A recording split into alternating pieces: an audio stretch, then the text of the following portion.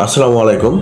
আপনারা প্রথমে যে ভিডিওটি দেখলেন সেটা হচ্ছে হামের কারণে মারা যাওয়া একটা শিশুর বাবা মার যে আত্মচিৎকার হাহাকার সেটা আপনারা দেখতে পেলেন। আপনারা জানেন দীর্ঘদিন ধরে বাংলাদেশে টিকার সংকট চলছে। কোনো ধরনের টিকাই বাংলাদেশে কোনো শিশুই পাচ্ছে না, মানে দেশে টিকা নেই।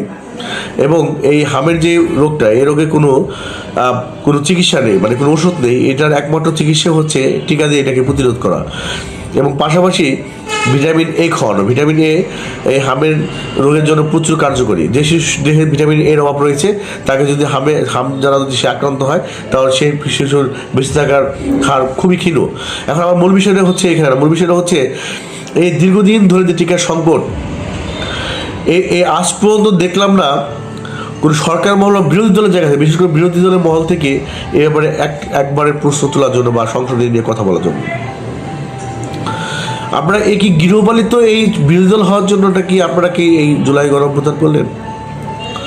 একবারও তো এই যে আজকে প্রায় 250-300 বাচ্চা মারা গেল, একবারও তো এটা নিয়ে সংসদে কোনো আলোচনা, কোনো কথা কিছুই হচ্ছে না।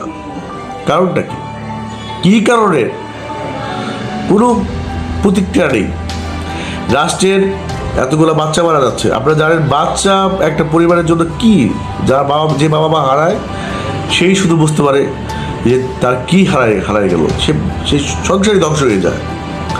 যে রাষ্ট্র এই জায়গাটা চিন্তা করে, যে রাষ্ট্র টিকা নিয়ে কম্প্রোমাইজ করতে পারে। আজ পর্যন্ত একটা তদন্ত কমিটি হলো না এই টিকা ক্রাইসিসের পিছনে কারা কারা দোষী, কারো নেগলিজেন্স আছে কিনা সেটা খতিয়ে দেখার মতো কোনো কিছুই প্রচেষ্টা জাতির সামনে নেই। তার মানে এগুলো বের করে আনারও কোনো সদিচ্ছা নেই। বাচ্চা মারা যাচ্ছে, মানুষ দেখছে, হাহাকার করছে, কিছুই হচ্ছে না। এইভাবে কি একটা দেশ চলে? একটা জাতি চলতে পারে? মানুষ এভাবে কি সভ্য দেশে বসবাস করা যায়? এটাই ভেবে দেখার সময় হয়েছে। আপনারা দেখবেন, আশা করি সরকার খুবই অল্প সময় ক্ষমতা নিয়েছে, তারা এই ব্যাপারগুলো খতিয়ে দেখবে এবং এই টিকার সমস্যার সমাধানে খুবই দ্রুত এই কার্যকর পদক্ষেপ নেবে। আসসালামু আলাইকুম।